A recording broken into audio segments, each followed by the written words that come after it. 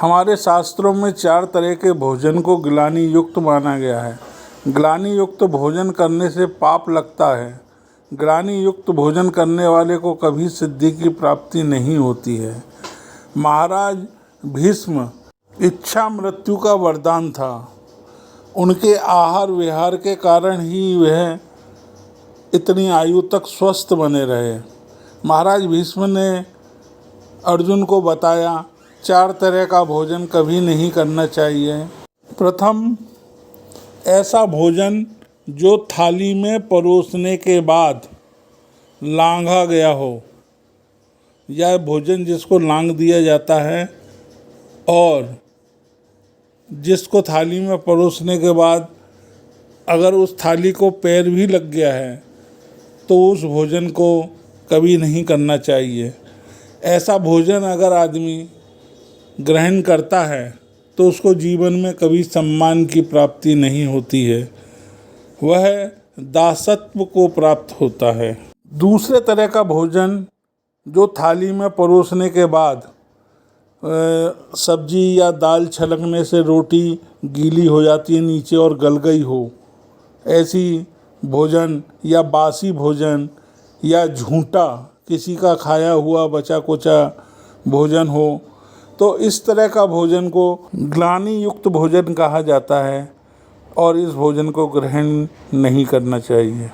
तीसरे तरह का भोजन ऐसा होता है जो किसी दुष्ट, पापी, नीचता से या दुष्कर्मों से कमाए हुए धन से खरीदा हुआ भोजन हो।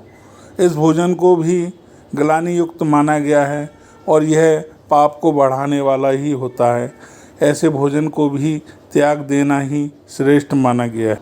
चौथे तरह का भोजन हम आजकल समाज में देखते हैं कि केक काटते हैं और केक का एक टुकड़ा लेकर ही सामने खड़े जितने भी हैं सबके मुंह में एक ही टुकड़े से सबको खिला दिया जाता है। एक का झूठा दूसरा, दूसरे को झूठा। भाई ये हमारी परंपरा नहीं है, ये ईसाइयों की परंपरा है। खीरा को ब्रांडी में डालकर बारी बारी से सबको चटा देते हैं, वो एक ही खीरा को। मुसलमानों के यहाँ एक ही गिलास रहता है, उसमें वो सब पानी पी लेते हैं। उनके भोजन में थूक भी देंगे तो वो थूका हुआ भोजन भी सहजता से कर लेते हैं। हमारे यहाँ ये परंपराएं नहीं हैं। हमारे यहाँ दीपक जलाया जाता है, उनके यहाँ दीपक को बुझाकर हैप्पी बर्थडे मनाया जाता है। वह जिंदगी भर कब्र में सड़ते रहते हैं, अंधकार के प्रतीक हैं। अंधकार, कब्र में अंधकार में बरसों कयामत तक पड़े रहेंगे। लेकिन हम प्रकाश की पूजक हैं, हमको अग्नि में जलाया जाता है और हम दिव्य आत्मा हो जाते हैं। तो हमारी परंपराओं के अनुसार ऐसा भोजन ग्लानि युक्त होता है जो झूठा हो, थूका हुआ हो। तो इसीलिए पति पत्नी भी आजकल एक थाली में भोजन करते हैं तो यह गलत है। यह पत्नी को वैवध्य देने वाला है। इससे पति की आयु कम होती है। हाँ, पत्नी अपनी थाली में से पति को खिलाए बिना झूठा किए, पति अपनी थाली में से पत्नी को खिला दे। ये आमने सामने थाली रख के भले एक दूसरे के मुंह में खिला दें, इससे कोई दोष नहीं है, मगर एक ही थाली में पत्नी भी खाए और पति भी खाए, यह दोष युक्त होता है। इसलिए पहले पति को भोजन करवा दो और उसका थाली में झूठा भोजन अगर पत्नी करती है तो वह उसके सतीत्व को प्राप्त होता है, उसके सतीत्व बल को प्राप्ति होती है, उनमें प्रेम बढ़ता है। भगवान के भोग का प्रसाद वैकुंठ देने वाला है, समस्त सुखों को देने वाला है। भगवान का तुलसी दल युक्त भोग भी अच्छा माना गया है। तो पति के भोजन के बाद उसकी थाली में अगर पत्नी खाती है तो यह उसके लिए बहुत अच्छा होता है और पत्नी को चाहिए यह भोजन किसी के साथ शेयर न करे, वह स्वयं अकेले ही उस भोजन को खाए। ऐसा भोजन जिसमें बाल आदि निकल जाते हैं तो उसको नहीं खाना चाहिए।